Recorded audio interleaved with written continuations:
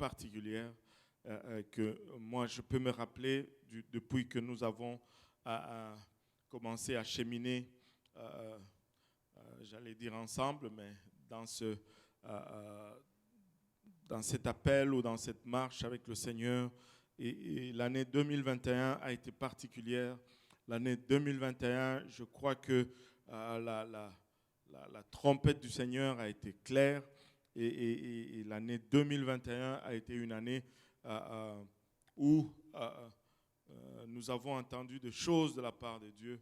Et nous avons eu des promesses, mais nous avons aussi vu des grandes réalisations et des grands accomplissements. Et je crois que, comme nous l'avons commencé à la fin de cette année, nous allons continuer à nous préparer encore. Je vais parler encore à l'Église aujourd'hui, à nous préparer pour voir ce que le Seigneur a vraiment désir de faire parmi nous. Je crois que une prophétie, c'est toujours une révélation de la volonté divine pour une personne. Amen. Mais la volonté divine n'est pas une fatalité. Et très souvent, nous confondons cela. Nous nous mélangeons dans nos perceptions. Nous pensons parce que Dieu veut faire cela, que ça va absolument arriver. Et pensant comme ça, nous nous déchargeons de toute responsabilité. Mais si nous allons voir la main de Dieu, il faut que nous nous alignions avec la volonté de Dieu. Quand Dieu a créé l'homme, la première chose que Dieu a fait, c'était de le bénir. Parce que ça a toujours été cela l'intention de Dieu. Dieu a toujours voulu bénir l'homme. Mais quand l'homme ne s'aligne pas dans la volonté de Dieu, ben, il passe à côté de cette promesse. Dieu a toujours voulu d'avoir une relation avec l'homme. Le désir même de la création de l'homme, c'est d'être en communion avec lui. Mais nous pouvons voir la majorité de l'humanité aujourd'hui n'est pas en communion avec Dieu. Ce n'est pas parce que ce n'est pas la volonté de Dieu, non, tout le contraire. Mais c'est parce que l'homme a sorti du tracé que Dieu avait mis devant lui. Ainsi, des fois, nous pouvons passer à côté de ce que Dieu désire pour nous, parce que nous nous sommes mis à côté de la tracée qu'il a mis devant nous. Et nous voulons voir des choses que l'œil n'a point vues. Nous voulons entendre des choses que l'oreille n'a point entendues. Nous voulons que dans nos cœurs montent des choses qui ne sont jamais montées dans le cœur d'un homme, les choses que Dieu a préparées pour ceux qui l'aiment. Mais pour cela, nous devons faire un nettoyage dans nos vies, un nettoyage dans nos attitudes, un nettoyage dans nos comportements. Une des plus grandes révélations, moi je crois, en tout cas, je ne sais pas comment vous le prenez, mais moi je crois pour moi, dans la conférence francophone, pour moi c'était clé. Quand le prédicateur a dit l'Église ne peut être que ce qu'elle peut être si chacun de nous devient ce que nous devons être. Très souvent, nous allons nous cacher dans la masse, dans l'association. Non, non, non, non. C'est des décisions personnelles. Chacun de nous doit prendre des décisions personnelles afin que collectivement, nous arrivons à la place où Dieu veut que nous arrivons. Amen. Et aujourd'hui, nous allons parler de notre aspect. Nous avons parlé de certains points. Dernièrement, nous avons parlé du pardon et nous avions parlé de l'espérance. Aujourd'hui, nous allons parler des relations. De relations. Pas celles que nous avons, peut-être aussi celles que nous avons, mais plutôt celles que nous avions et comment peut-être garder celles que nous avons. Nous allons juste parler de rétablir les relations. Les relations sont très importantes dans la parole de Dieu. En fait, si Dieu nous a créés dès le départ, c'était pour que nous puissions avoir une relation avec lui. Donc, une relation, c'est important pour Dieu. Hier, on était en train de faire, moi ça s'appelle un quiz biblique à la maison. Et nous avions parlé de Paul qui a écrit aux Corinthiens comment parmi eux, il y avait des divisions. Parmi eux, il y avait des gens qui se portaient même en justice. Parmi eux, il y avait des gens qui prenaient les femmes de leurs parents. Et c'était inacceptable. Et tu peux voir dans ses écrits combien Paul était en détresse par rapport à l'image que l'Église de Corinthe a donnée ou reflétée aux païens. Et si tu regardes le 9 dons, plutôt le 9 fruits de l'esprit, ont tous à voir avec la relation. Sont tous donnés pour améliorer nos relations les uns les autres. Je ne sais pas s'il y en a qui s'en rappellent quand on a fait le 9 fruits de l'esprit. Ce n'était pas pour avoir des plats bien décorés sur nos tables. C'était pour améliorer nos relations. Mais des fois, certaines études, même si on fait l'effort de les donner, on dirait qu'après l'émerveillement du moment, on oublie cela. Les relations, c'est important. Les relations, c'est important. Regardons encore une fois dans 2 Corinthiens. Aujourd'hui, nous allons parler de rétablir les relations brisées. Amen. Regardons 2 Corinthiens 5, 18. Et nous croyons que si Dieu va faire quelque chose, nous devons tout enlever. Amen. Nous devons régler nos problèmes. Amen. 2 Corinthiens 5, 18 nous dit « Et tout cela vient de Dieu, qui nous a réconciliés avec lui par Christ. » Dieu nous a réconciliés avec lui par Christ, mais ce n'est pas tout. Ce verset ne s'arrête pas là-bas. Et il dit, et qui nous a donné le ministère de la réconciliation.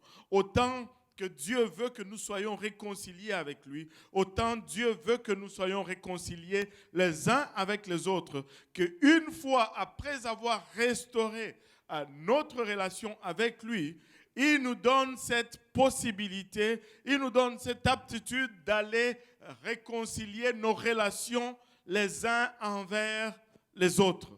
Amen. Alléluia. Nous devons, nous ne devons pas avoir des relations tordues.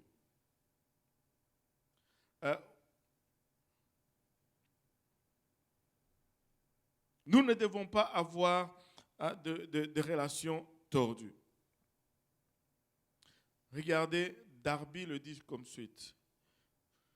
2 Corinthiens 5, 18, selon Darby nous dit, « Et toutes sont du Dieu qui nous a réconciliés avec lui-même par Christ et qui nous a donné le service de la réconciliation. » Il appelle cela le service de la réconciliation. Maintenant, les relations méritent toujours. Et que tout le monde dise toujours. Et qu'à la maison, on dise toujours. Les relations méritent toujours, alléluia, d'être rétablies. Pourquoi? Parce que la vie chrétienne consiste à apprendre à aimer. Dieu veut qu'on aime. Nous aimons dire Dieu est amour. Mais nous oublions que Dieu désire que nous soyons à sa ressemblance. Si Dieu est amour et que nous allons être à sa ressemblance, nous devons être aussi amour. Allô? Alléluia. Nous devons être aussi amour. Dieu veut que nous accordions de la valeur aux relations et que nous fassions tout notre possible pour les entretenir au lieu de les rejeter chaque fois qu'il y a une blessure ou un conflit. Le reflet ou la réaction primaire quand il y a un conflit ou qu'il y a une offense, on veut fermer. Allô? On veut se protéger. On ne veut pas être blessé encore. On ne veut pas être offensé encore. C'est la réaction humaine. Mais Dieu veut que nous prenions un autre chemin. Celui de réparer au lieu de couper. Allô? Celui de réparer au lieu de couper. Dieu nous a confié le ministère de restauration ou le ministère de la réconciliation, c'est-à-dire le ministère de restaurer les relations. C'est pourquoi une grande partie du Nouveau Testament est consacrée à nous enseigner comment nous entendre les uns avec les autres. Si nous arrivons à bien nous entendre, ça va être très difficile de nous arrêter. Notre unité est sûrement l'arme la plus puissante que nous avons. Alléluia. Philippiens 2, versets 1 et 2 nous dit, si donc il y a quelque consolation en Christ, s'il y a quelque soulagement dans la charité, s'il y a quelque union d'esprit, s'il y a quelque compassion et quelque miséricorde, rendez ma joie parfaite ayant un même sentiment, un même amour, une même âme, une même pensée. En d'autres termes, soyez les plus unis possibles dans tout aspect. Il y a une traduction qui dit, si vous avez obtenu quoi que ce soit en suivant le Christ, si son amour a fait une différence dans votre vie, si le fait d'être dans une communauté de l'esprit signifie quelque chose pour vous, si vous avez un cœur, si vous vous souciez des autres, alors faites-moi une faveur. Soyez en accord les uns avec les autres. Aimez-vous les uns les autres. Soyez des amis à l'esprit profond. Dieu veut que toute contention soit réglée parmi nous. Nul n'est parfait. Allô? Commençant par vous-même. C'est commençant par soi-même. Nul n'est parfait. Et ça serait sage d'approcher les choses de cette façon-ci, sachant que je suis déjà imparfait, sachant que moi-même, je vais solliciter le pardon, la compréhension de quelqu'un. J'anticipe, je commence par donner le pardon et la compréhension afin que lorsque viendra mon tour, on sera plus prompt à montrer de la miséricorde à mon égard. Allô? On dit toujours, la Bible nous dit, tu vas être mesuré de la mesure que tu utilises pour mesurer les autres, n'est-ce pas?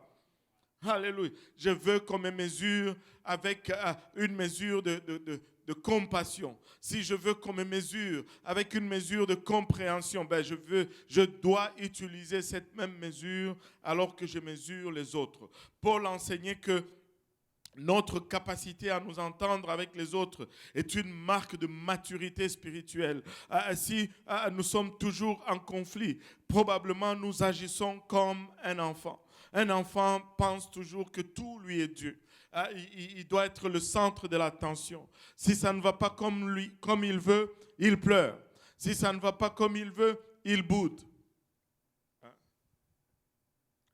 Nous ne sommes pas bouddhistes, dirait quelqu'un. Nous ne sommes pas bouddhistes. Pas de boudage parmi nous.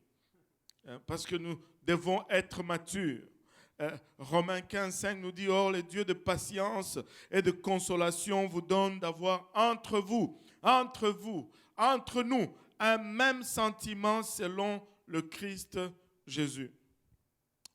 Dieu développe littéralement en nous la maturité pour que nous puissions nous entendre les uns les autres. Tu sais, il faut vraiment réaliser que personne n'est parfait. Ça, c'est la première des choses. La deuxième des choses qu'il faut vraiment réaliser, c'est que je ne suis pas mieux que l'autre. Et quand on réalise ces deux choses, c'est facile de pardonner. C'est facile de laisser aller. C'est facile de vivre selon ce que le Seigneur nous demande et de garder des relations solides entre nous. Puisque Dieu veut que sa famille soit connue pour l'amour. Vous savez, la parole de Dieu nous dit littéralement que on va nous reconnaître comment? C'est par cela que Dieu veut que notre identité soit connue. Donc, en d'autres termes, s'il y a mésentente entre nous, ce n'est pas un bon témoignage. Allô? Si il n'y a pas cette expression d'amour, nous ne sommes pas en train de projeter l'image que Dieu veut que nous projetions. Alors, hein, n'aie jamais, alors jamais parler en mal de ton frère ou de ta sœur, surtout avec les gens du monde. Allô? Ne jamais, jamais. Nous savons que nous ne sommes pas parfaits. Même les gens du monde savent que nous ne sommes pas parfaits. Quand on dit ce qu'on ne doit pas dire, on n'est pas en train d'amener une nouvelle information concernant notre frère, parce qu'ils savent déjà qu'il n'est pas parfait.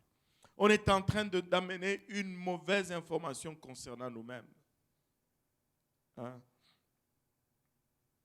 Jean 13, 35, bien entendu, à ceci, tous connaîtront que vous êtes mes disciples, si vous avez de l'amour entre vous, si vous vous aimez les uns les autres. Et c'est pourquoi probablement que Paul était si embarrassé par le fait que le membre de l'église de Corinthe s'est disputé entre eux, se traduisait en justice.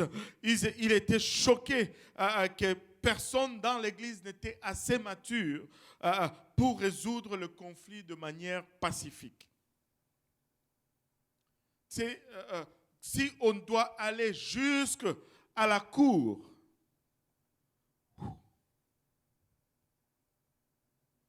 avec son frère, on a un sérieux problème. Si vous voulez la bénédiction de Dieu sur votre vie, et si vous voulez être reconnu comme un enfant de Dieu, vous devez apprendre à être un faiseur de paix, un artisan de la paix, un faiseur de paix, un faiseur de paix. C'est lui qui procure la paix.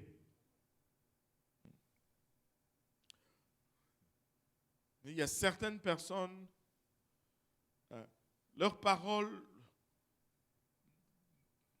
c'est difficile de le voir mettre des paroles qui procurent la paix. Mais nous devons être de faiseurs de paix.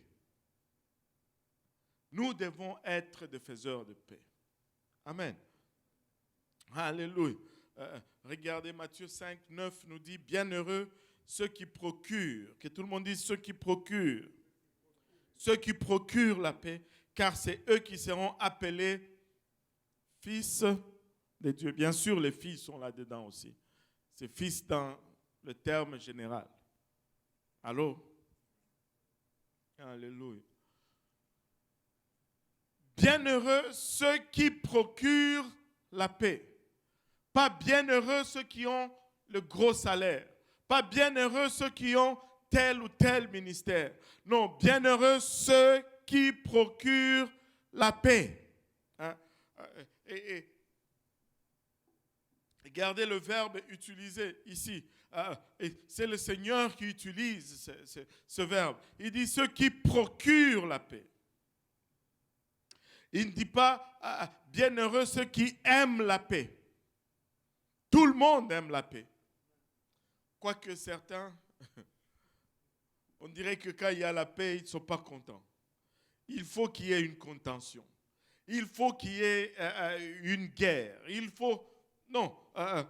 Ceux qui procurent la paix, non pas ceux qui aiment la paix. Il n'a pas dit non plus heureux les pacifistes. Ceux qui sont... Tu sais, dans le mot pacifiste, il y a le mot paix, mais il y a le mot aussi passif. Dieu n'aime pas les passifs. Il aime ceux qui procurent la paix, pas les passifs. Parce que certaines personnes vont être passifs. Certains d'entre nous ne vont pas vouloir être dérangés par quoi que ce soit. Ils vont vouloir un semblant de paix à tout prix. Jésus n'a pas dit ceux qui évitent les problèmes pour avoir la paix, mais ceux qui travaillent pour avoir la paix. C'est procurer la paix, ça veut dire travailler, s'efforcer pour avoir la paix. Chercher activement à résoudre les conflits. Parce que si on évite le conflit est là. C'est un semblant de paix. Mais on n'a rien résolu. Ça, c'est pacifiste. Mais un artisan de la paix va travailler pour résoudre le problème. Amen. Et les artisans de la paix sont rares. Parce que rétablir la paix, c'est un travail difficile. Rétablir la paix, des fois, c'est coûteux.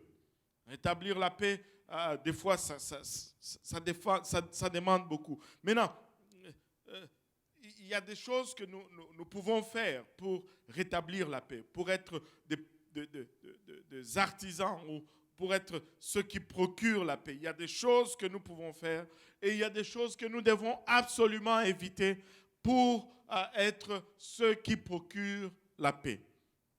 Et il y a certaines choses que nous allons voir qui sont actives, que nous devons faire, mais regardons d'abord deux choses à éviter. Deux choses qui ne sont pas un rétablissement de paix. Rétablir la paix ne signifie pas éviter les problèmes. Allô? Établir la paix, ce n'est pas fuir les problèmes. Fuir un problème, faire un semblant qui n'existe pas ou avoir peur d'en parler est une lâcheté. Et vous savez, dernièrement, quand j'ai regardé la parole de Dieu, la première chose dans le livre d'Apocalypse, sur une des listes, les premiers qui sont listés sur la liste pour aller en enfer, ce sont les lâches. Moi, j'aurais pensé qu'ils seraient peut-être au milieu, les menteurs peut-être en avant. Mais les lâches, c'est ceux qui ont peur, des confrontations. Je vous avoue que moi, je n'aime pas les confrontations. Peut-être ce message est pour moi-même. Je n'aime pas les confrontations. Souvent, j'essaie de les éviter. Mais la parole de Dieu me dit que ce n'est pas ça qu'il faut faire. Allô? Ce n'est pas ça qu'il faut faire. Il ne faut pas faire semblant qu'un problème n'existe pas. Ou avoir peur d'en parler. Jésus, qu'on appelle le prince de la paix, n'a jamais eu peur des conflits. Avez-vous remarqué que il ne s'est pas rétracté face à quelconque conflit? Il a toujours répondu avec douceur, mais des fois avec fouet, mais il n'a jamais évité une confrontation et des fois même il les a provoqués. Des fois même il les a provoqués lui-même. Maintenant, ce qu'on doit faire, si on ne veut pas, si on veut être faiseur de paix, un artisan de la paix, deuxième chose qu'on ne doit pas faire, c'est, comment est-ce que je peux exprimer, chercher à apaiser les choses à n'importe quel prix. On ne doit pas être ceux qui apaisent tout simplement le problème. Toujours céder, agir comme un paillasson ou permettre aux autres de vous écraser sous prétexte d'avoir la paix, ce n'est pas non plus un faiseur de paix. Un faiseur de paix, ce n'est pas ça. Jésus ne s'est jamais laissé marcher dessus. Jésus n'a jamais voulu dire plutôt qu'on soit des paillassons, voilà. le descente de lit. Non, il n'a jamais reculé sur les nombreux sujets. Il a tenu bon face à l'opposition. Vous savez, des fois, on peut juste avoir des opinions contraires. Et c'est correct. Allô?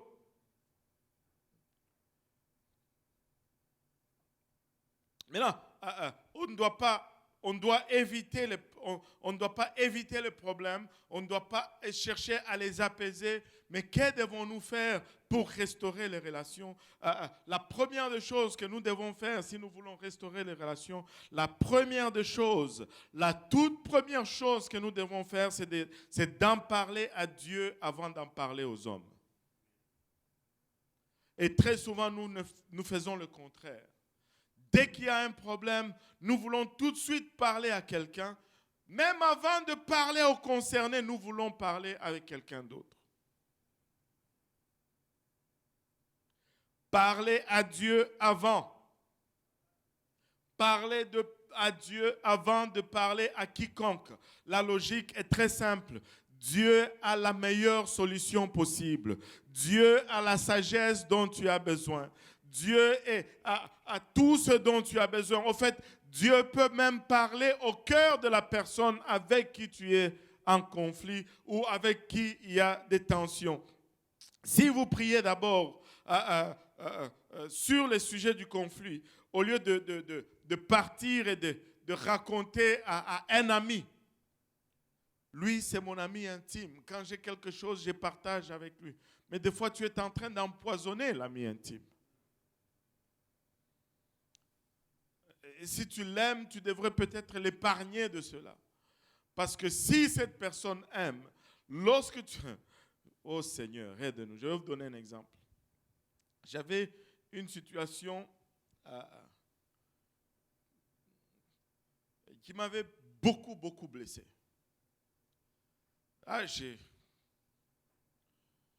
J'étais down. J'ai appelé un ami. Je lui ai parlé. Je lui ai dit, écoute, voilà. Et là, bon, mon ami, parce qu'il m'aimait, il était aussi fâché. Là, au lieu d'avoir une personne offensée, maintenant on en a deux. Et il m'a dit, mais en tout cas, c'est quoi ça? Là. Et puis après, on a raccroché parce qu'il fallait qu'on retourne à ce qu'on devait faire. Et 2 heures après, heureusement que nous prions, alléluia. 2 heures après, il m'a rappelé, il m'a dit, écoute frère, oublie ce que je t'ai dit tout à l'heure, parce que là, tu oublies tout, on va recommencer. Vous savez, quand tu aimes quelqu'un, tu vas vouloir le défendre. Allô? Et quand tu ramènes ça à la personne, à ton ami intime, tu empoisonnes aussi son cœur. Allô? Parle d'abord à Dieu. Dieu peut même changer le cœur de la personne à qui tu parles, avec qui tu as conflit. Et Dieu peut même changer ton cœur à toi. Des fois, l'ajustement n'a pas besoin d'être fait sur l'autre. Des fois, l'ajustement a besoin d'être fait sur nous-mêmes. Donc, en parlant à Dieu, on se donne une double opportunité. Dieu peut travailler sur l'autre, peut travailler sur moi-même. Et quand on lui expose déjà le problème, on a déjà une longueur d'avance dans la situation. On est un vrai faiseur de paix, un artiste de la paix. Tous nos problèmes, toutes nos relations allait être plus facile si nous prions davantage en ce qui concerne les problèmes que nous rencontrons. Très souvent, nous voulons agir avant de prier. Mais si nous prenons le temps de prier avant, nous allons nous rendre compte que on va mieux résoudre nos conflits. Si vous étudiez les psaumes, vous allez vous rendre compte d'une chose. David, avant qu'il n'aille se fâcher avec quelqu'un, il s'est déchargé d'abord sur Dieu. Allô? Il vidait d'abord son cœur devant Dieu. Il amenait cela d'abord comme ça, avant de l'amener comme ça. Les gens disent ventiler. Il allait ventiler vers le haut avant de ventiler. Si tu ventiles comme ça, des fois tu ne fais que déplacer l'air à l'intérieur. Mais tu dois aller à la source. Tu dois faire remonter ça en haut. Il y a plus de réponses, il y a plus d'options là-haut qu'on en a ici au même niveau, là où nous sommes. Alléluia. Et vous savez, il n'y a pas un seul sentiment que tu peux aller avec devant Dieu et que Dieu va être surpris. Dieu ne va pas être choqué, alléluia, que tu sois frustré. Dieu ne va pas être choqué qu'on t'a traité d'une telle façon. Dieu ne va pas faire comme cet ami qui était d'abord choqué et offensé avec moi, avant qu'il n'aille prier et qu'il revienne et me dise, bon, oublie tout ce que je t'ai dit parce que c'était juste ma chair qui parlait. Dieu ne va pas être choqué. Ventile d'abord vers Dieu avant de ventiler avec la personne. Amen. Vous savez, la plupart de nos conflits n'ont d'autres sources que des besoins qui ne sont pas satisfaits.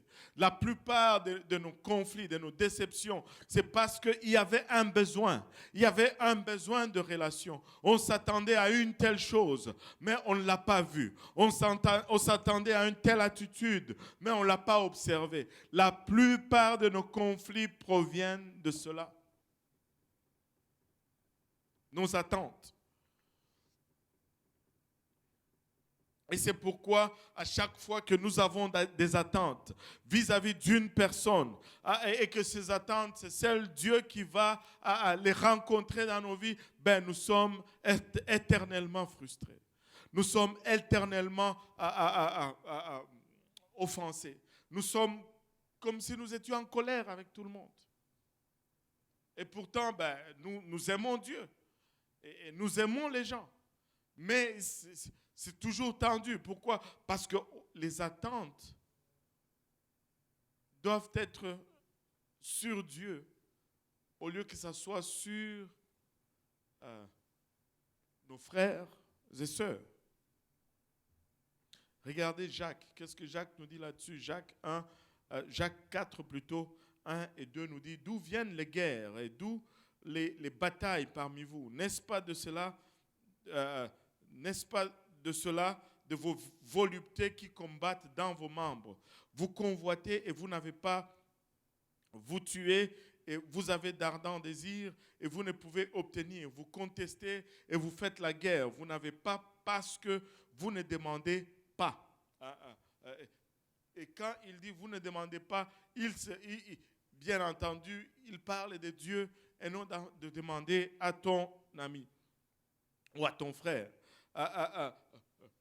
Si nous voulons résoudre les conflits, si nous voulons exercer notre ministère de réconciliation, nous devons d'abord commencer par parler à Dieu. Et il va dire après que vous demandez mal, parce que vous demandez pour satisfaire vos propres convoitises. Vous demandez pour satisfaire vos propres convoitises. Et des fois, même ce qui est spirituel peuvent être juste des convoitises charnelles parce que la motivation n'est pas bonne en arrière. Alléluia. Deuxième chose, si nous voulons vraiment être des artisans de la paix, nous devons toujours, que tout le monde dise toujours, nous devons toujours prendre l'initiative. Quand nous avions parlé du pardon l'autre fois, nous avions vu un verset qui dit « À vous qui m'écoutez ». Le Seigneur dit « Vous qui m'écoutez ». Si quelqu'un a quelque chose contre vous, allez. Ça commence toujours avec nous, parce que nous sommes les enfants de Dieu. Ça commence toujours avec nous, parce que c'est à nous qu'il parle. C'est nous qui avions une relation avec lui. C'est nous qui avions une longueur d'avance. Et peu importe que vous soyez l'offenseur ou l'offensé, Dieu s'attend que vous fassiez le premier pas. N'attendez pas l'autre. Réglez le problème. Allô? Vous savez, en général, quand on a offensé quelqu'un, on oublie très vite. Allô? Et des fois, on va offenser quelqu'un, on ne sait même pas si on l'a offensé. Et en général, quand on est offensé, on n'oublie presque jamais. Allô? En général, quand on est offensé, on n'oublie presque jamais. On va se souvenir des offenses. Et des fois, on a pardonné, mais en cours de route, la personne nous offense quand même. Et ça va réveiller toutes les autres offenses qui étaient là depuis 1967. Et tout revient. Et d'ailleurs, je me rappelle même.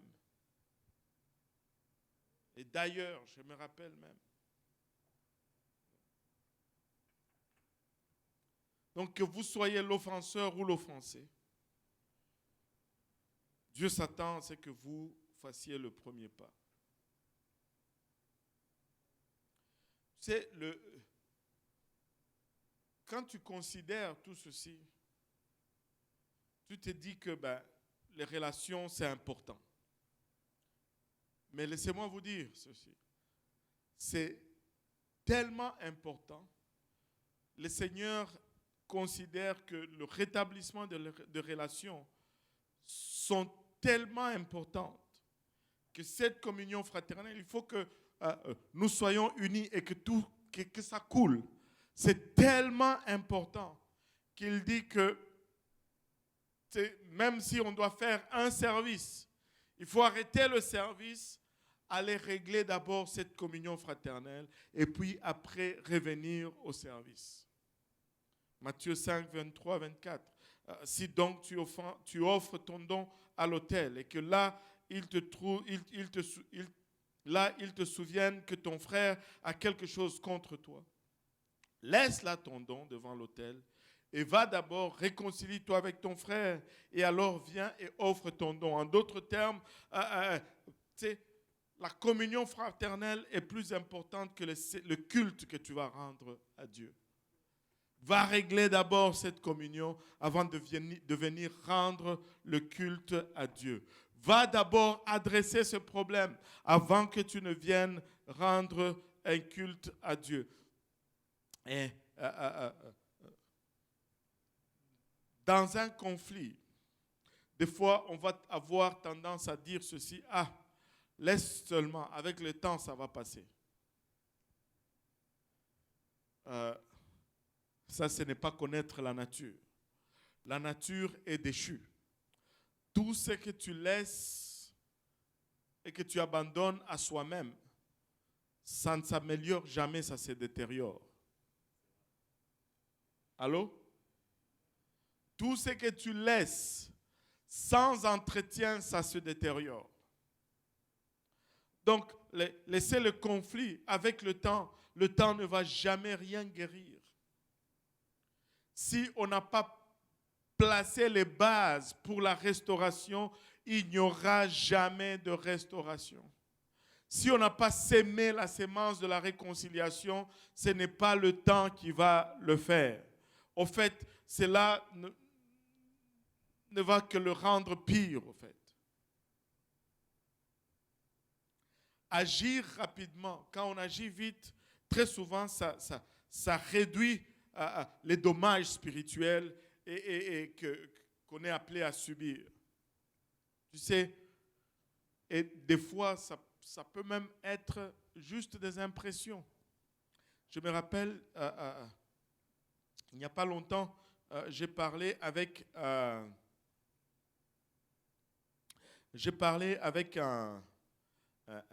frère dans l'église et il était sous l'impression que moi, je l'avais barré de ma liste.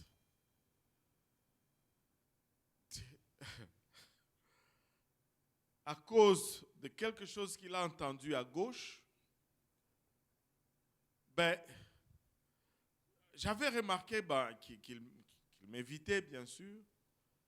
Bon, je me suis dit peut-être que... Jusqu'à ce que, Tu sais, on s'assoit, on parle, il dit, pasteur, je ne sais pas. J'ai dit, oui. Il dit, ça, je dis, de quoi tu parles? Et on a eu un bon entretien, il est sorti de là soulagé. J'étais comme, mais qu'est-ce que le diable est menteur? Qu'est-ce que le diable est menteur? Tu sais, on est arrivé à la même conclusion. Que de temps perdu, que de temps d'union, d'accord et de communion qu'on pouvait avoir et faire avancer telle ou telle autre cause perdue. Le diable nous a volé du temps. Gloire à Dieu, on a résolu. Mais c'est une perte de temps.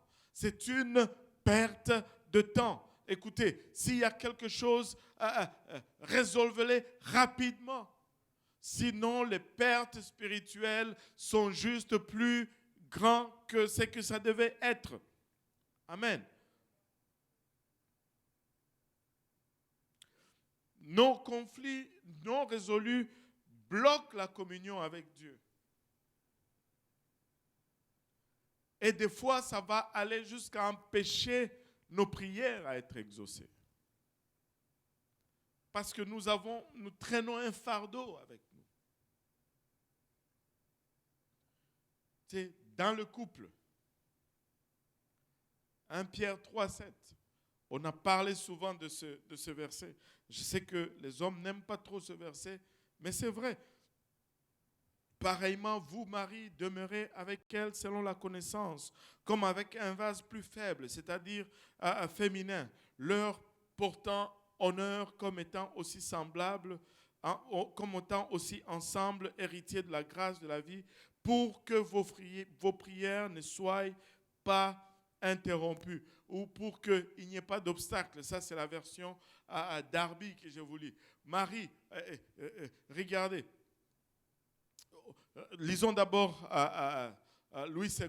Il dit, montrez à votre tour de la sagesse dans vos rapports avec vos femmes, comme avec un sexe plus faible. Honorez-les comme devant aussi hériter avec vous de la grâce de la vie, qu'il en soit ainsi, en fait que rien ne vienne faire obstacle à vos prières. Il dit, quand il dit vase plus faible, Darby nous dit, c'est-à-dire féminin.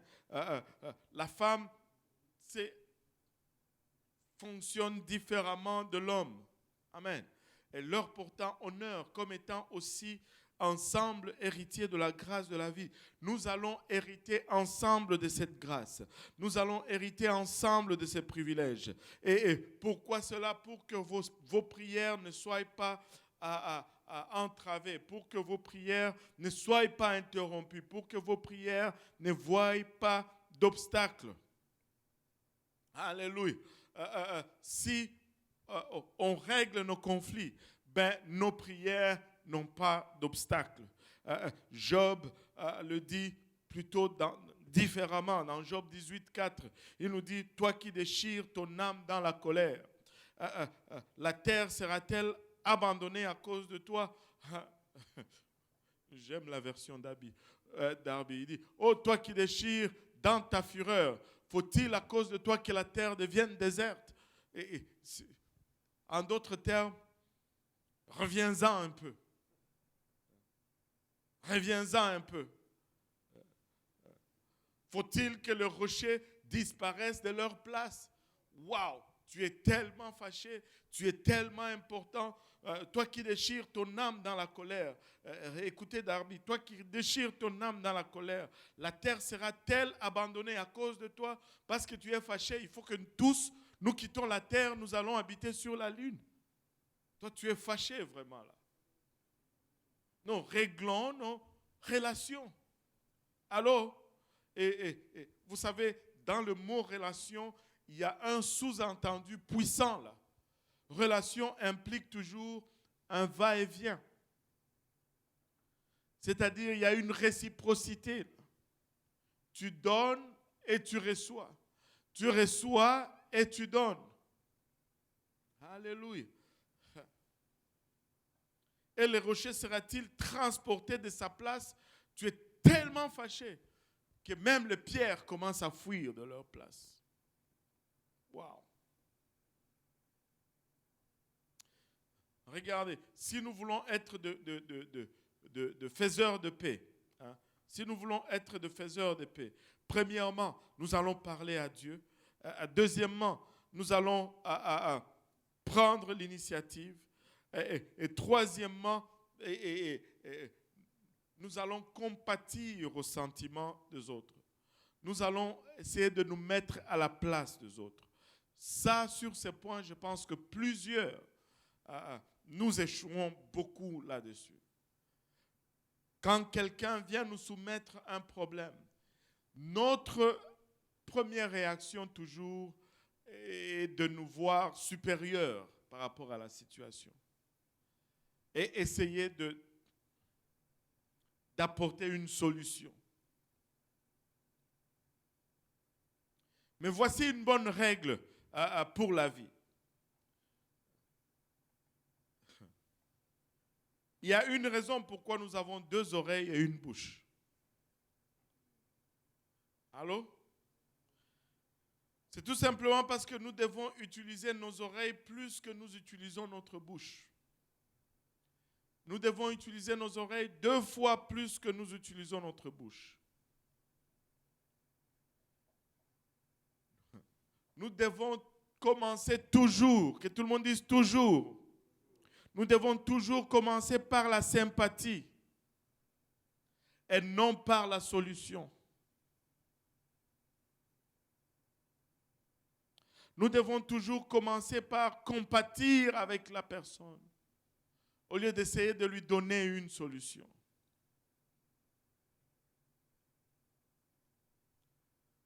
Penser que l'autre a un sentiment.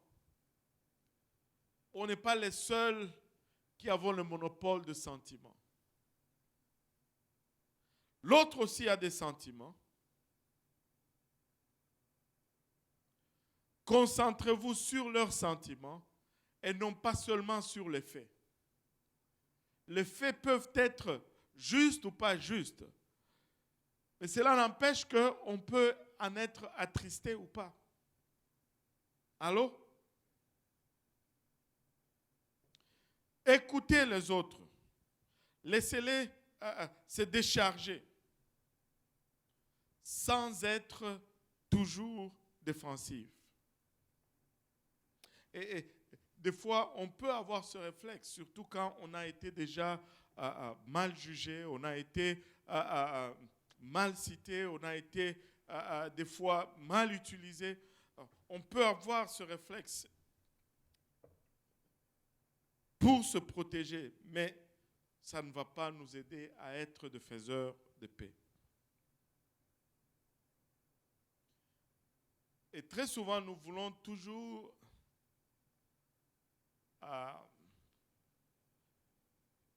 avoir raison. Nous voulons être d'accord. Vous savez que vous pouvez comprendre quelqu'un, même si vous n'êtes pas d'accord avec lui. Allô? Je peux comprendre que quelqu'un fasse telle chose ou prenne une telle décision, mais je ne suis pas d'accord avec la décision. Allô? Mais des fois, les gens ont juste besoin de nous voir les comprendre. Au lieu de nous entendre leur dire combien ils ont tort. Juste un peu de sympathie pour l'amour de Dieu. Alléluia. Juste un peu de compassion. Juste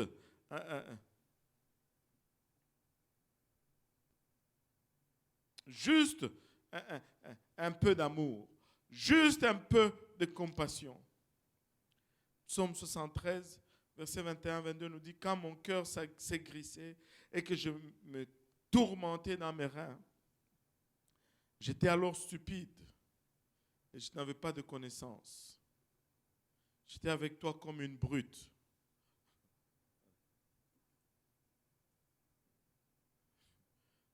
Waouh, j'aime Darby. J'étais avec toi comme une brute. Donne-moi le verset 21, Louis II, il dit, lorsque mon cœur s'est grissé et que je me sentais percé dans les entrailles, j'étais alors stupide et sans intelligence. Je n'avais pas de connaissance. J'étais avec toi comme une brute. Et on peut ne pas comprendre quelqu'un. On peut ne pas être d'accord, plutôt, mais on peut comprendre ce qu'il ressent. On peut montrer un peu de sympathie. Quand on comprend la personne, on peut exprimer, c'est plus facile d'exprimer un peu de sympathie. Et même si le conseil doit suivre après, ben, il va être enveloppé de compassion et d'amour parce qu'on aurait compris leur souffrance, on aurait compris leur peine. Vous savez, la sagesse vient de l'écoute du point de vue des autres. La sagesse ne vient pas de notre supériorité. Mais quand on est apte à écouter les autres, mais c'est plus facile d'être sage et de réagir sagement. Même si nous ne sommes pas d'accord avec eux, mais nous devons écouter. Quatrième point, si nous voulons être des faiseurs de paix, nous devons confesser notre part du conflit. Vous savez, dans mon court temps de ministère, je me suis rendu compte d'une chose. Il faut toujours, que tout le monde dise toujours, toujours écouter les deux parties en conflit. Parce que quand une personne te présente un problème, si tu te bases seulement sur ce qu'on te dit, tu vas condamner à 100% l'autre. Et quand tu écoutes l'autre, tu es tellement déboussolé que, attends, je me suis retrouvé à dire très souvent à des gens qui sont en conflit, et même des fois des couples, écoutez, si vraiment chacun d'entre vous a fait ce qu'il m'a dit qu'il a fait, de la façon qu'il m'a dit qu'il a fait, on n'allait pas être en conflit ici aujourd'hui. Là. Allô? Si toi tu as fait vraiment ce que tu as dit que tu as fait, et que l'autre a fait comme il... Mais pourquoi on est là en conflit là?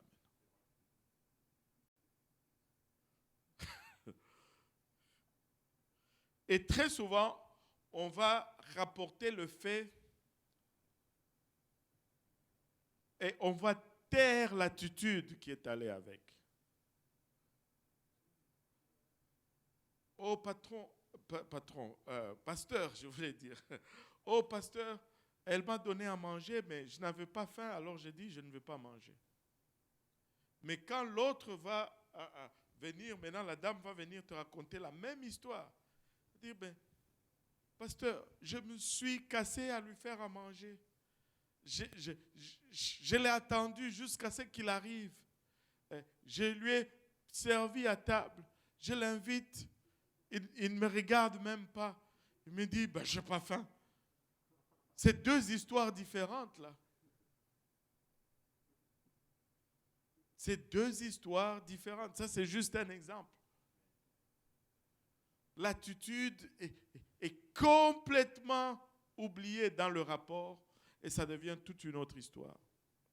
Mais confessez votre part du conflit. Amen. Et pour qu'il y ait conflit, ça prend deux. Allô? Si toi, tu t'étais vraiment humilié comme tu devais t'humilier, il n'allait pas y avoir de conflit. Jamais. Admettre ses propres erreurs permet toujours de voir les choses plus clairement. C'est juste le fait de reconnaître que, bon, moi aussi j'ai été à côté, ça clarifie l'espace. Nous avons tous, on va appeler ça des angles morts. Aujourd'hui, il y a des voitures qui te signalent ce qu'il y a dans les angles morts. N'est-ce pas merveilleux? Quand tu conduis, s'il y a une voiture dans ton angle mort, il y a cette petite lumière qui s'allume dans ton rétroviseur et il y a un bip, bip, bip dans ta voiture. Surtout si tu mets ton clignotant pour changer de voie, ça te dit attention, il y a des angles morts. Nous ne voyons pas tout. Nous ne sommes pas au contrôle de tout. Il y a toujours des angles morts dans nos vies. Il y a de ces choses qui nous échappent. Il y a de ces choses qu'on ne voit pas. Et par rapport à cela, on peut tenir une position qui ne devrait pas être tenue. Et si nous faisons attention de la façon dont nous gérons un conflit, si nous ne faisons pas attention de la façon dont nous gérons un conflit, notre gestion peut être la source d'un autre conflit. Le conflit lui-même est un problème, mais la façon que nous avons approché le conflit devient notre problème, crée d'autres blessures et finalement le problème initial peut même être oublié. Là, on est à un autre degré. Matthieu 7, verset 5 nous dit hypocrite. Hypocrite. Ôte premièrement la poutre de ton œil, et alors tu verras comment ôter la paille de l'œil de ton frère. Et c'est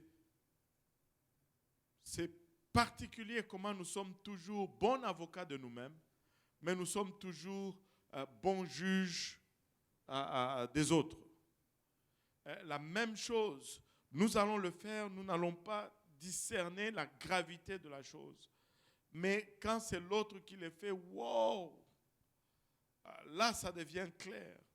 Mais le Seigneur nous dit, prends soin de toi-même d'abord avant de t'adresser avec le problème des autres.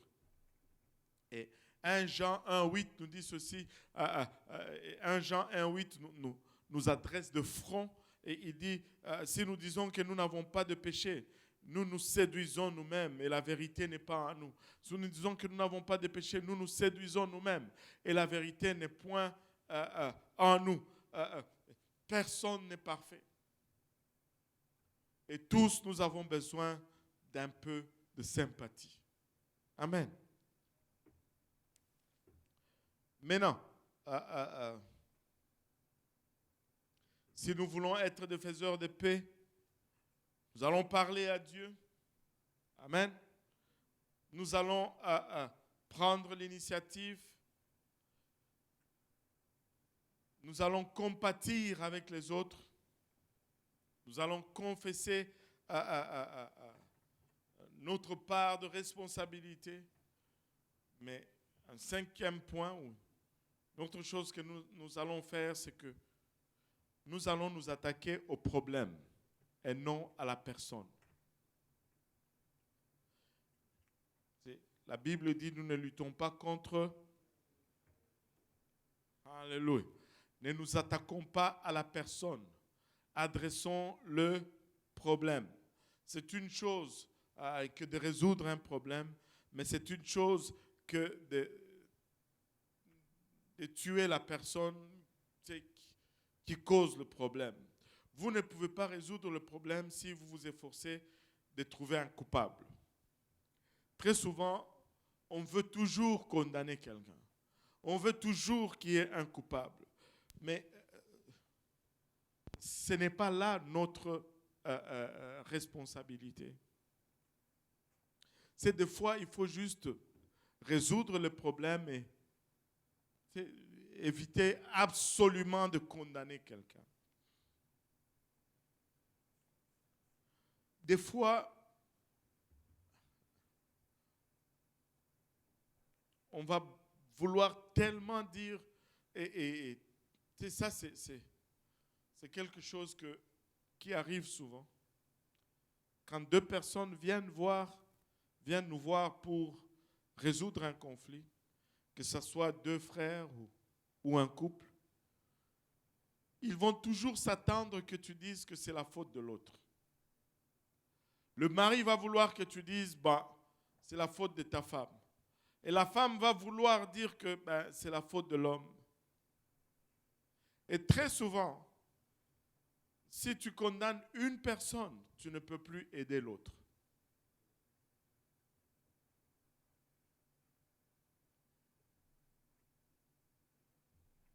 Si vous me sollicitez, je ne viens pas pour condamner, je viens pour réconcilier. Allô? On n'est pas là pour dire, toi tu as mal fait, toi tu as bien fait. Des fois, ça va prendre que tu sépares les personnes et que tu prennes la personne à côté et que tu lui dises, écoute mon ami, il faut que tu améliores ça. Mais quand tu condamnes, ben, c'est difficile d'aider la personne que tu condamnes. Pour qu'il nous améliore, le Seigneur nous pardonne. Il ne nous condamne pas. Il ne nous condamne pas, il nous pardonne.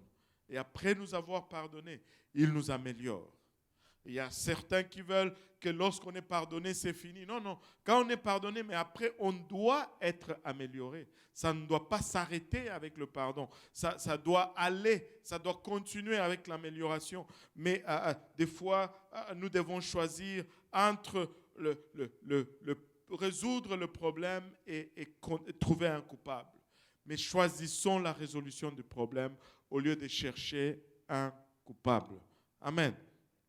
Et dans la résolution d'un conflit, plutôt la façon dont vous le dites est aussi important que ce que vous dites. Et que tout le monde dise attitude.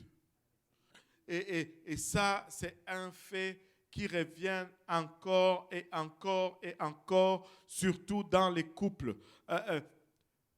Quand ils sont entre eux, ils ont toute une autre attitude. Mais quand ils t'appellent pour résoudre leurs problèmes, l'attitude est complètement différente. Au point où tu vas voir des fois, comme je l'ai illustré tout à l'heure, l'histoire est complètement différente parce que les attitudes ne sont pas les mêmes.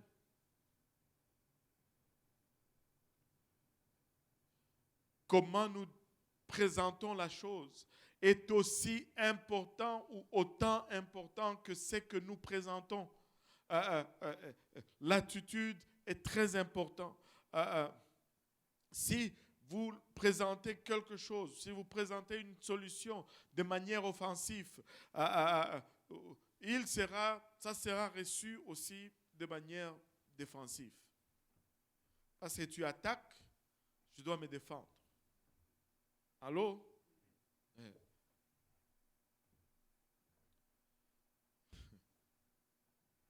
Tu sais, Pasteur Graham a toujours dit, tu n'attires jamais les mouches avec du vinaigre. Sois doux. Allô? Sois doux. Ce n'est pas une faiblesse que de montrer de l'amour. Ce n'est pas une faiblesse que de montrer de la douceur. Sois doux. Alléluia. Sois doux. Proverbe 15, 1 nous dit, une réponse douce détourne la fureur. Mais la parole blessante excite la colère. Qu'est-ce que second nous dit, une réponse douce calme la fureur. Mais une parole dure excite la colère. Tu ne veux pas exciter la colère. Tu veux calmer les ardeurs. Amen.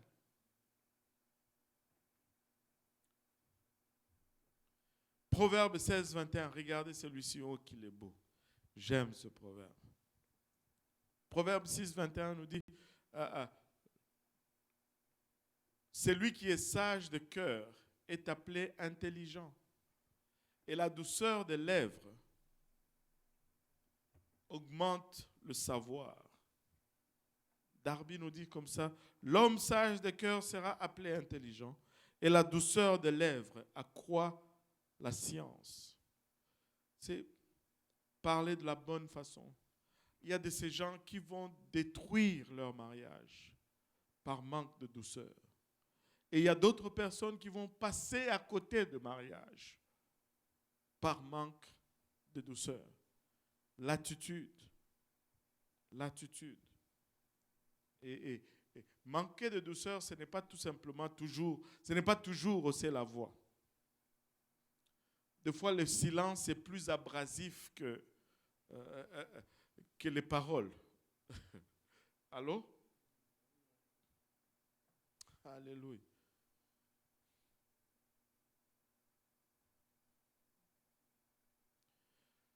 Nous devons coopérer autant que possible. 6e point. Nous devons coopérer autant que possible. Nous devons nous investir autant que possible. La paix a toujours un prix. Allô? La paix a un prix. Parfois, ça va nous coûter notre orgueil. Allô? Et laissez-moi vous dire ceci. Très souvent, à la base de ce manque de paix, à la base de ce manque d'artistes de la paix, ou des artisans de la paix, je devrais dire, il y a beaucoup d'orgueil. Il y a beaucoup d'orgueil.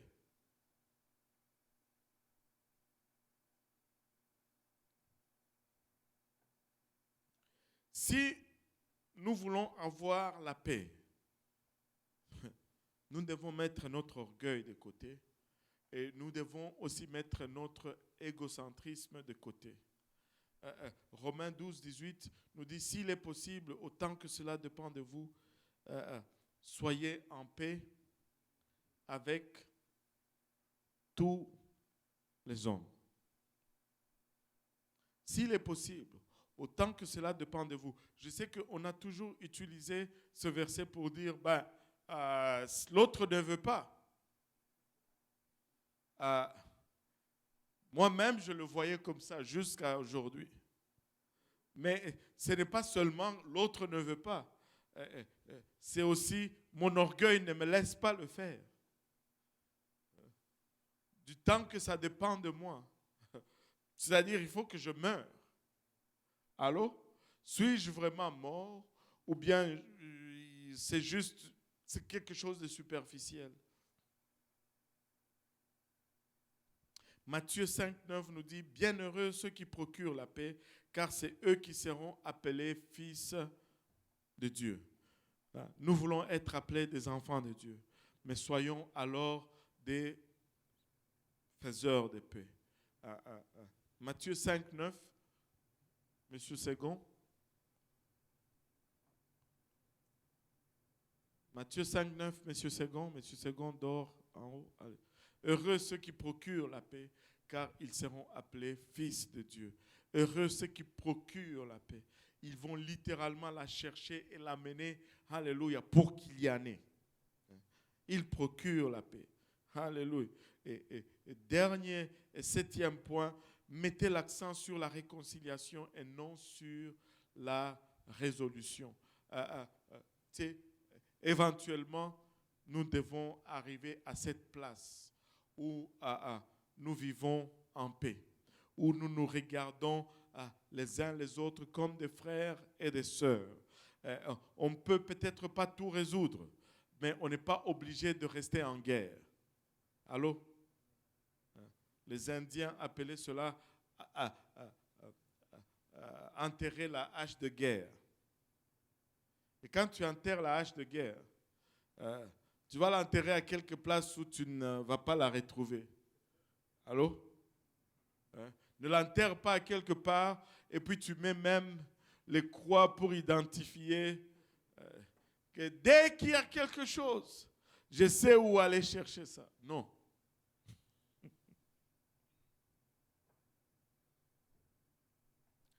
Ce n'est pas réaliste, c'est tellement irréaliste de s'attendre que nous allons tous être d'accord sur tout. Allô?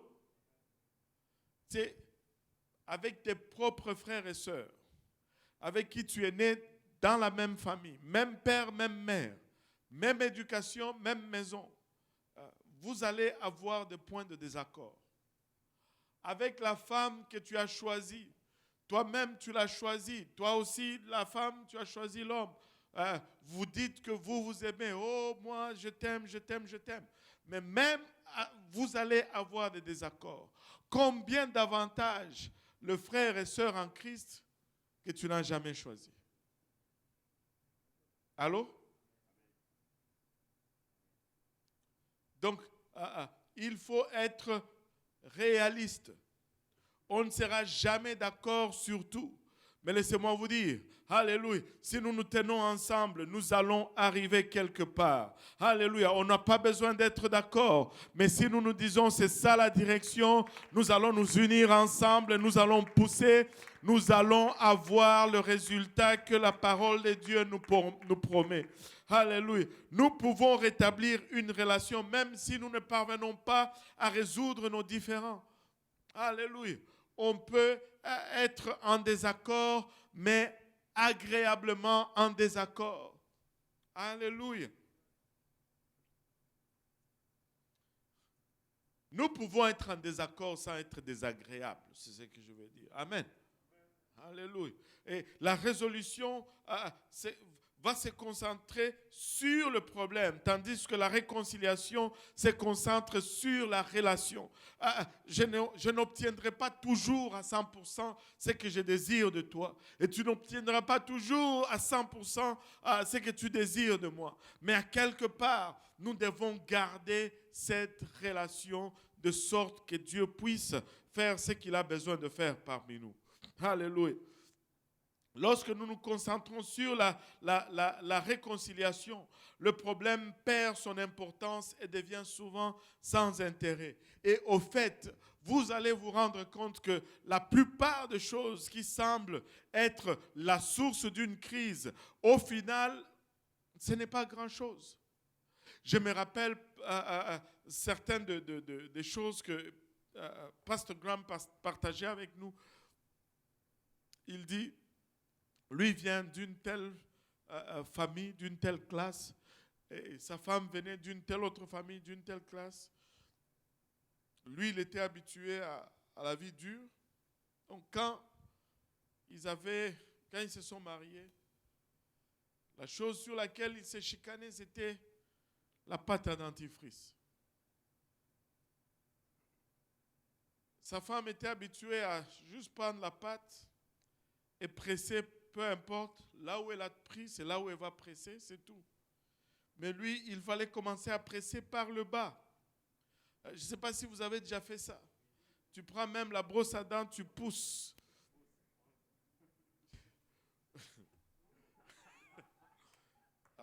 Vous utilisez aussi la brosse à dents pour pousser. Je pensais que j'étais le... La plupart d'Africains, après la brosse à dents, ils grattent, ils poussent tout, que ça monte. Alléluia. Tu sais, nous on utilise la vaseline, là. Tu presses et puis ça sort. Vous savez, à chaque bouteille, quand ça finit, il y a au moins ça qui reste. Ma femme va toujours couper la bouteille. Elle va toujours couper la bouteille. Et il va toujours y avoir une moitié de bouteille dans notre chambre. Et là, on va chercher ça avec le doigt.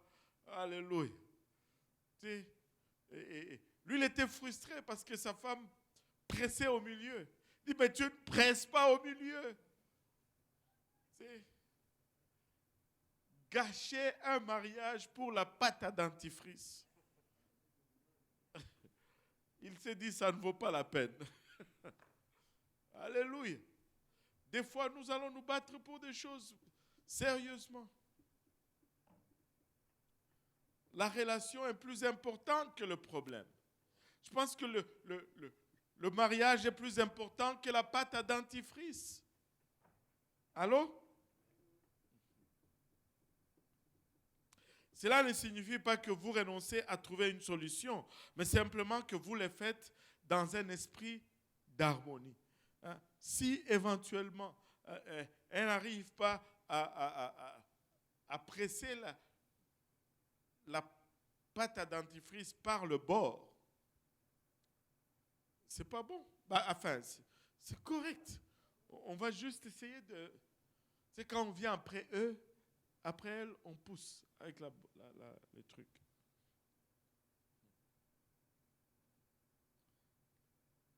Vous savez, la réconciliation signifie que vous enterrez la hache de guerre. Et quand on dit enterrer la hache de guerre, cela signifie enterrer la hache de guerre ailleurs que dans le dos de votre partenaire. Amen. Allez la planter. Je veux enterrer la hache de guerre.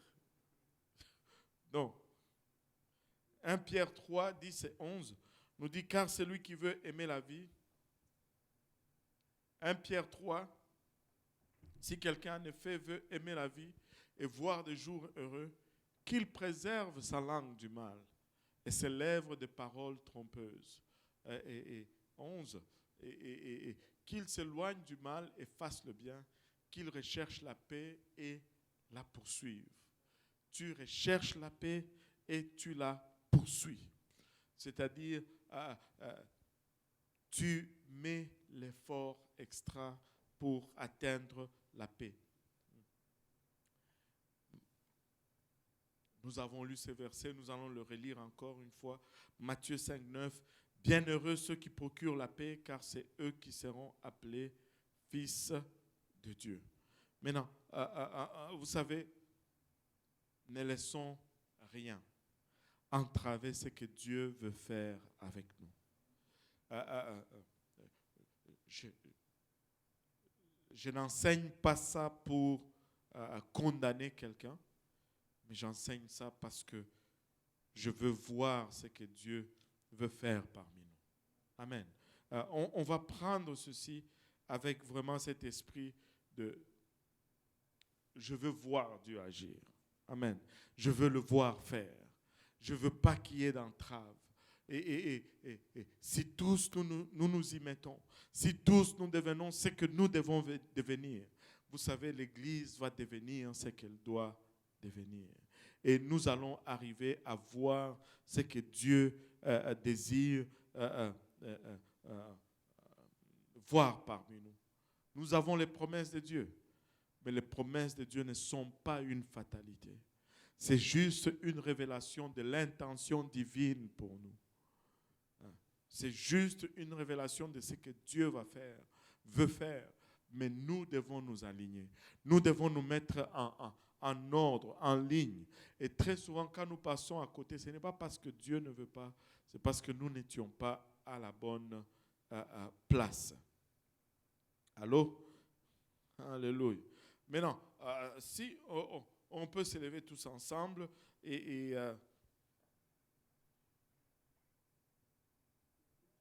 ouais, une question. On peut s'asseoir tous ensemble.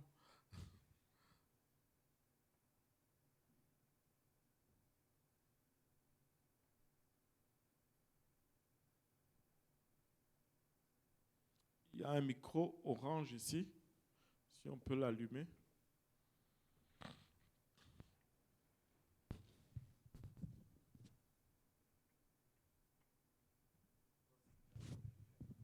Allô? Yes. Oui, très édifié par cette étude.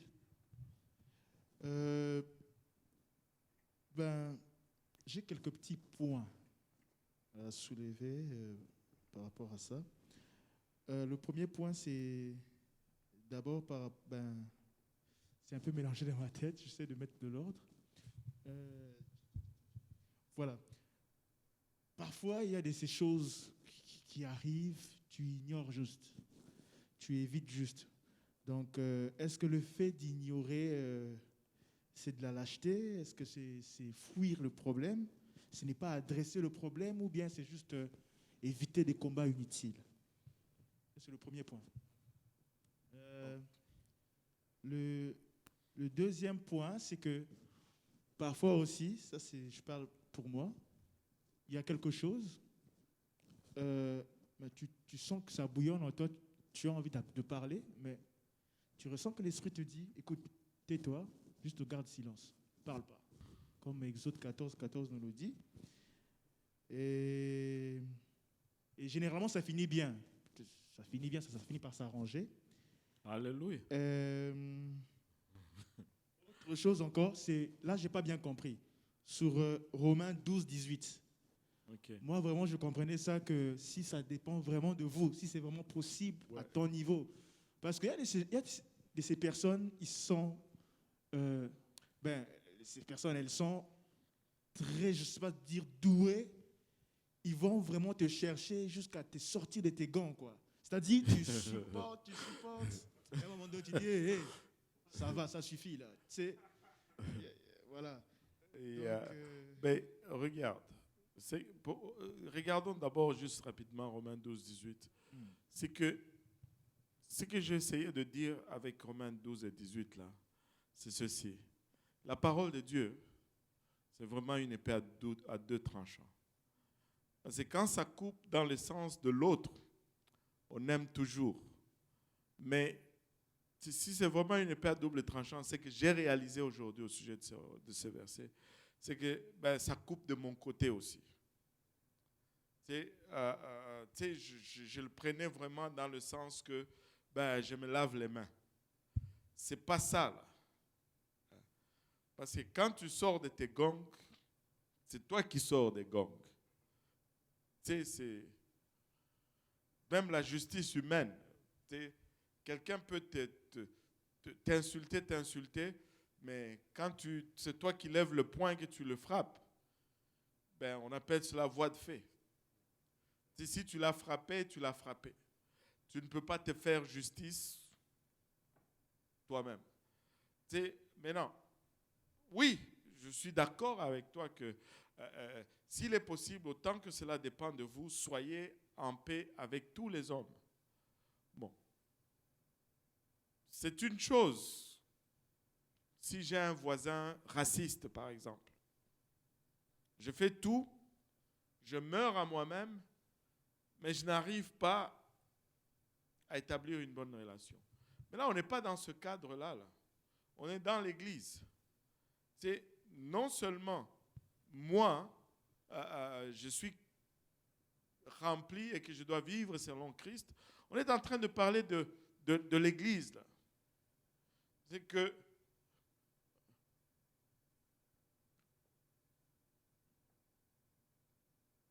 je dois mourir, l'autre doit mourir. En d'autres termes, il n'y a pas d'option que ça ne marche pas. On ne peut pas justifier que ça ne marche pas parce qu'on est dans l'Église. Ça peut marcher si je parle avec des non-croyants. Mais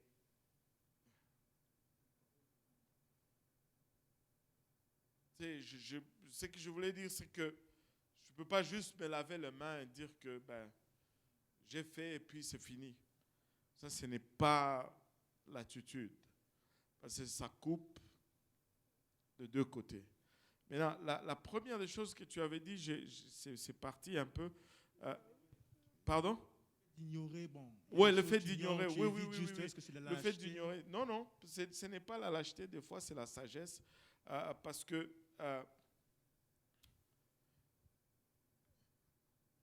c'est quand on dit qu'il faut régler tous les conflits. Mais toute situation n'est pas conflictuelle. C'est quand ça devient un conflit, il faut le régler. Tu sais, et pour qu'on ait un conflit, il faut que ça soit qu'il y ait deux. OK? Bon. Si, mettons par exemple, je viens chez vous à Delphis de l'Ordre. Là, vous êtes à combien maintenant? Ou bien on doit taire le nombre? Confidentiel. Confidentiel, ok. C'est confidentiel, on va garder confidentiel. Tu sais, j'arrive là parce que moi, je suis du dehors. Vous servez la nourriture. Tous ceux qui habitent là-bas ont des gros morceaux de viande. Moi, j'ai juste un os. Bon. Ça va être un conflit si moi, je m'arrête là-dessus. Mais si je dis, bon, je passe, il n'y a pas de conflit. J'ignore, j'oublie, il n'y a pas de conflit. Toute situation n'est pas conflictuelle. Mais s'il y a un problème qui commence à affecter la relation, ben on doit résoudre. C'est si toi tu dis, bon, ok, ben j'ignore et que la relation est bonne, alors on n'a pas de conflit à régler. Là. Mais si tu ignores, mais après tu ne parles plus à la personne, ben là, est-ce que tu as vraiment ignoré? C'est ça l'affaire. Tu sais, si on était vraiment capable, c'est pourquoi on dit, si on pouvait prier pour les situations, on n'aurait pas de conflit. Parce que si on prie, Dieu travaille à nous, ben c'est parti là. Des fois, ben, on peut arriver à ignorer. Certains d'entre nous ont un niveau de tolérance élevé. Certains d'entre nous, ben, c'est plutôt des courts-circuits.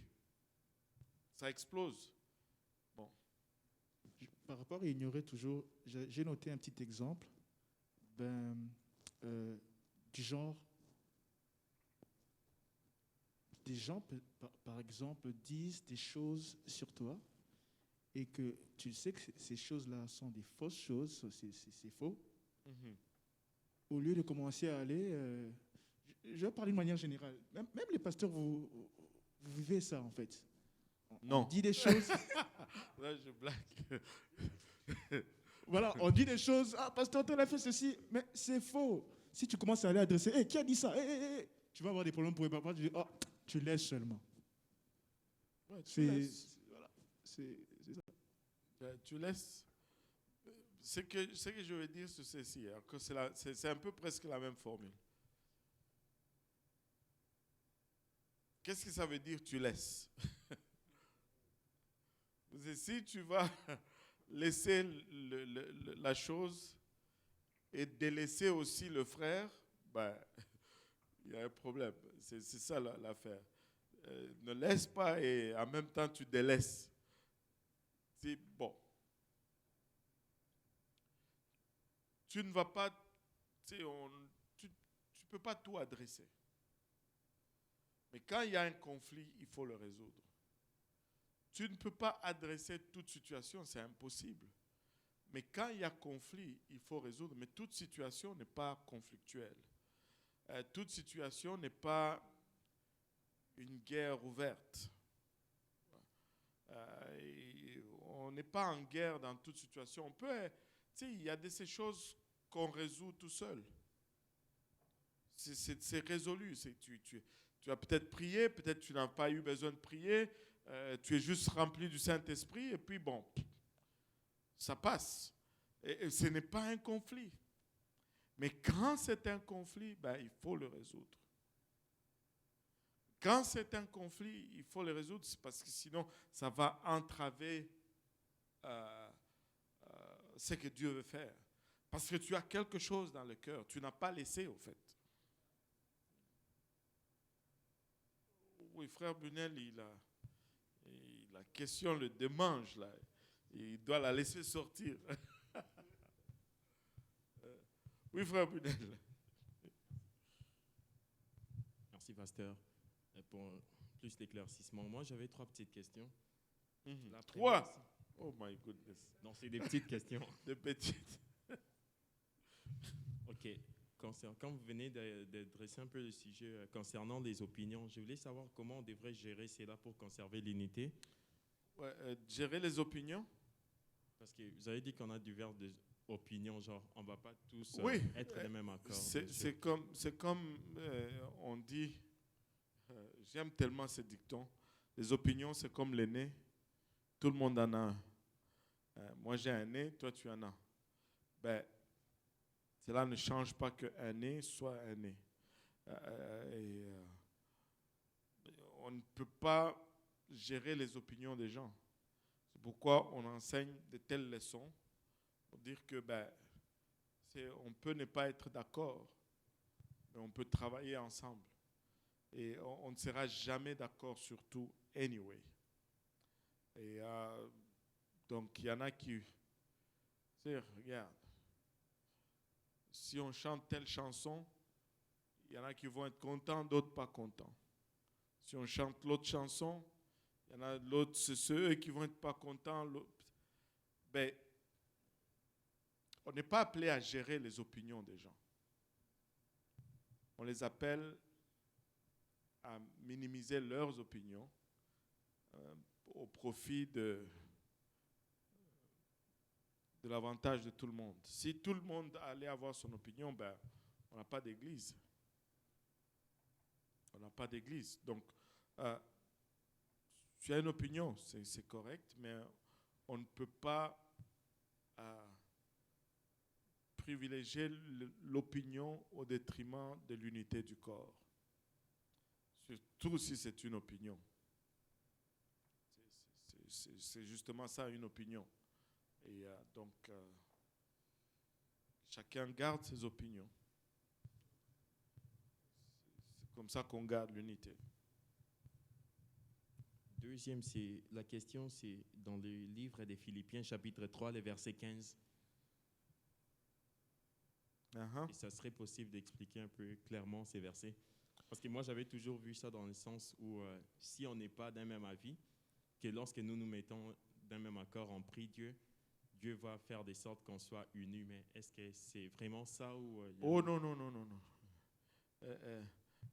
Philippiens 3,15, nous tous donc qui sommes parfaits ayons cette même pensée, et si vous êtes en quelque point d'un autre avis, Dieu vous éclairera aussi là-dessus. Cela ne veut pas dire que Dieu, si tu sais, il y a plusieurs requêtes de prière que le Seigneur va accomplir, mais la requête de l'unité, c'est nous qui vont. En fait, ça, c'est une requête de prière du ciel auquel nous sommes appelés à répondre. En d'autres termes, c'est qu'il est en train de dire ici, donc, même déjà, quand il dit « nous tous donc qui sommes parfaits », je ne sais pas si tu vois, mais il y a un peu d'ironie là-dedans. On est loin d'être parfait. Qui est parfait ici? C'est parfait parce que nous nous voyons parfaits. Ayons cette même pensée, et si vous êtes en quelque point de notre avis, Dieu vous éclairera aussi là-dessus.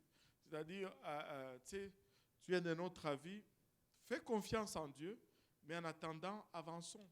Un jour, tu vas le voir.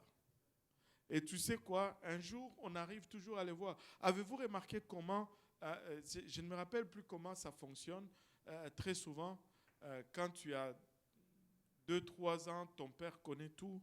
Quand tu as 15 ans, il ne connaît rien. Et quand tu as 50 ans, ben, il était l'homme le plus sage. Tu sais, plus tu vas le comprendre. Le Seigneur va t'éclairer là-dessus.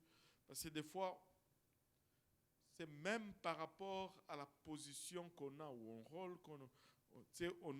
On va voir une décision, mais vu qu'on le regarde seulement d'un autre point de vue, on ne va pas comprendre pourquoi. Mais il y a d'autres aspects aussi. Le Seigneur va t'éclairer, ça veut dire sois patient, tu vas arriver à la compréhension. Ouais. Ça, c'était la deuxième. Hein? La toute dernière. La toute dernière. Concernant, c'est un point que vous avez abordé et vous avez souvent parlé des sorciers, que chacun veut toujours son intérêt, comme on va blâmer souvent l'autre. Admettons dans les cas où quelqu'un vient te rapporter quelque chose, parlant par exemple, oh, frère Valérie a fait ceci, c'est là. Moi, je veux savoir, est-ce que la motivation de la personne venant vers toi, c'est vraiment la réconciliation que la personne cherche ou accusant l'autre? Et nous, en tant que récepteurs, lorsque nous recevons l'autre, est-ce qu'on est en train d'agir en injustice sans pour autant écouter l'autre? Ou parfois on devait juste se taire, je ne sais pas. Premièrement, pas se taire, on devait parler plus fort que celui qui vient nous parler, pour étouffer ce qu'il veut venir nous dire. Premièrement, c'est comme, ok, je vais t'expliquer. Quand quelqu'un vient te parler d'abord,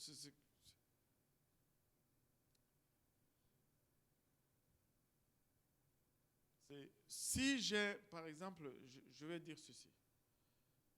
Je vais prendre un exemple un peu à l'extrême pour pouvoir clarifier les choses. Si j'ai un problème, par exemple, avec Keith, est-ce que ça va m'aider? Qu'est-ce qui va m'aider le plus?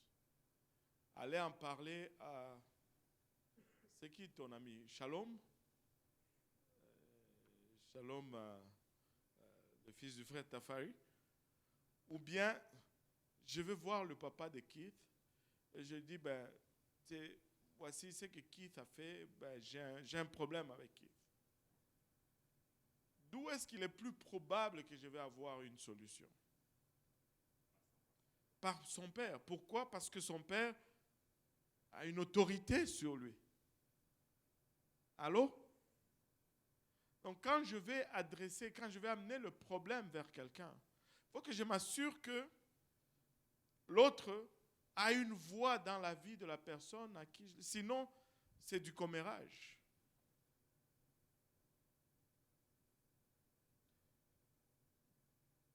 Donc, avant d'aller dans les motivations et tout, c'est déjà... Mieux vaut même aller parler directement à Valérie pour résoudre le problème, au lieu d'aller te voir avec ça. Il y avait un frère, je me rappelle toujours, je ne l'ai jamais rencontré, mais mon grand frère m'a toujours parlé de ce monsieur qui était dans une église en Zambie. Et l'histoire m'a tellement marqué que je me rappelle toujours de son nom. Il s'appelait Lubinda. Et c'est celui qui avait rêvé, qui avait une bouteille de bière accrochée à la bouteille de Moussi. Et lui, quand il était à l'église, quand quelqu'un venait le voir pour lui parler de quelqu'un d'autre, s'il venait par exemple te voir, ben, tu allais voir Lubinda. Et que tu dis, oh frère Lubinda, tu sais, le frère Valérie Et quand tu commençais comme ça, il t'arrêtait tout de suite. Il dit, attends, je vais te poser une question d'abord. Tu sais ce que tu veux me dire là? Est-ce que ça va nous aider en quelque chose, nous deux là, ici? Si tu réponds non, il dit, ah alors laisse. Et il s'en va. Est-ce que ça va nous aider? Et si tu dis non, tu n'as pas besoin de me le dire. Bye. Il était sage. Il a été sage. Tu sais, ne sois pas le récepteur de tous les problèmes. Tu sais quoi? Ça, c'est une chose. Laisse-moi te dire ceci. Si les gens viennent toujours te voir pour rapporter des problèmes, c'est que tu es problématique. Allô? Parce qu'on va toujours aller vers quelqu'un qu'on s'attend qu'il y aura de la sympathie pour nous, qui vont nous comprendre. Ah, lui, si je lui parle, il va comprendre. Si on accourt toujours, quand il y a un problème, tout le monde accourt à toi. Sache que, examine pourquoi. Examine pourquoi. Parce que puis quand on va te dire, est-ce que tu vas te taire?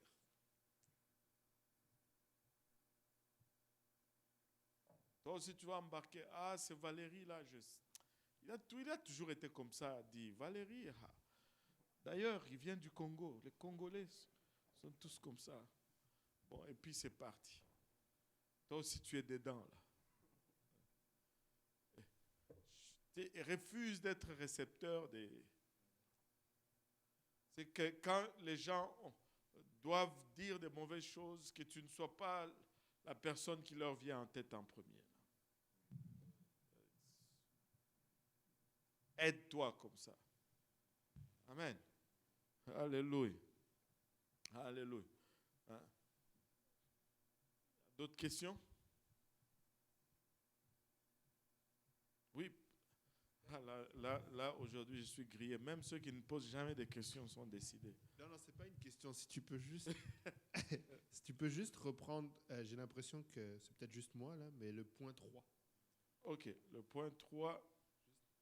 Éclaircir, peut-être que quelqu'un a besoin. Le point 3, compatissez à leurs sentiments. Ah, ok.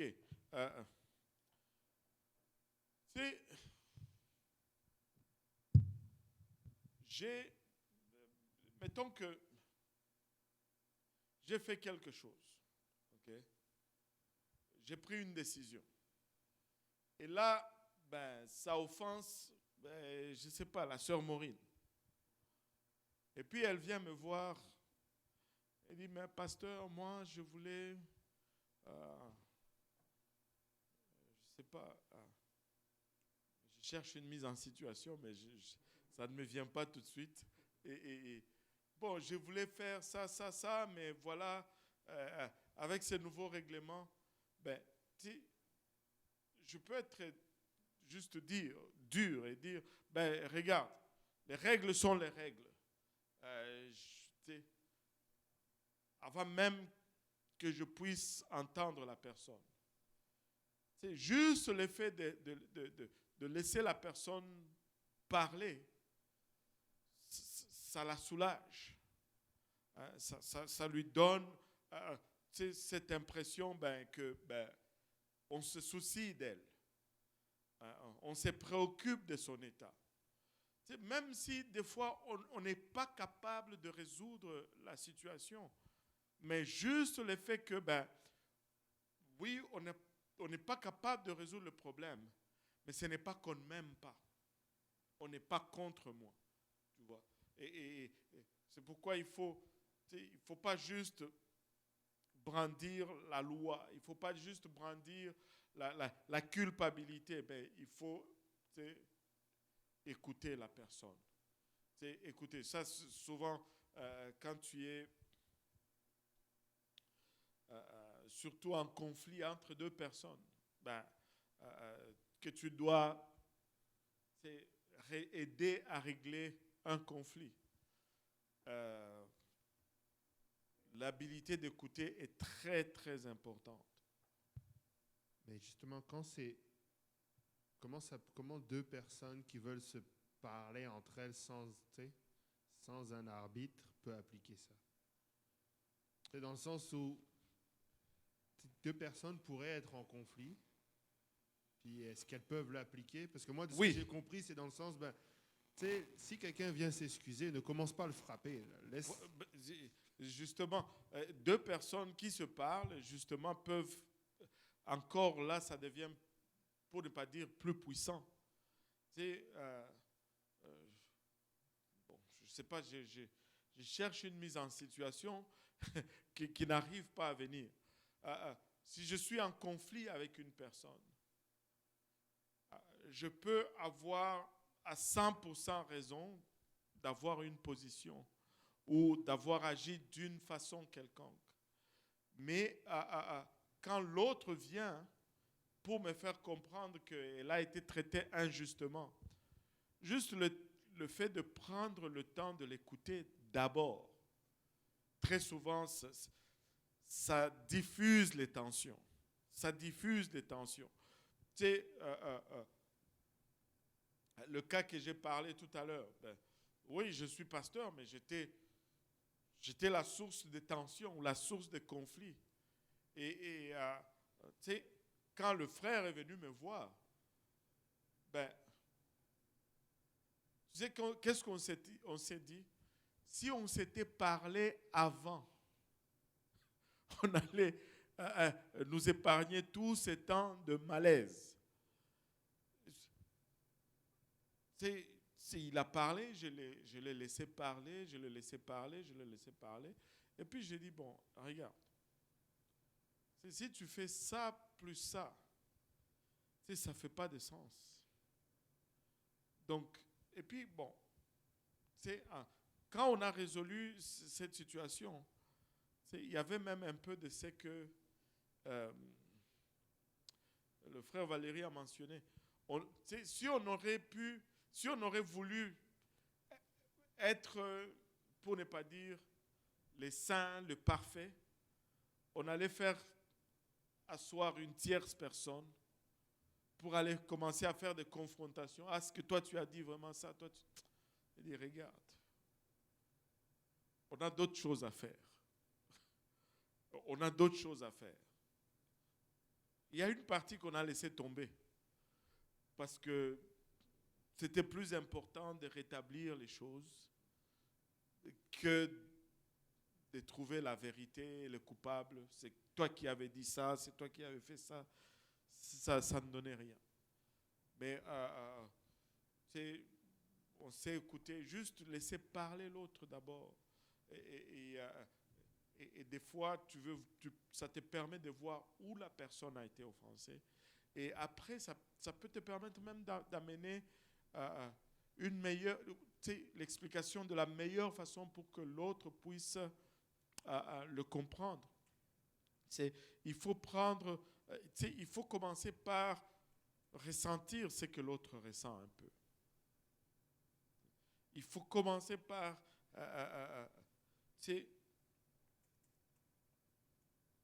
compatir un peu. C'est difficile d'aider quelqu'un avec qui on ne compatit pas. C'est pourquoi on est toujours en meilleure position de rendre ministère lorsqu'on a subi les mêmes choses. Parce qu'on peut facilement compatir avec la personne. C'est ça, il faut écouter, il faut compatir avec l'autre. Alléluia.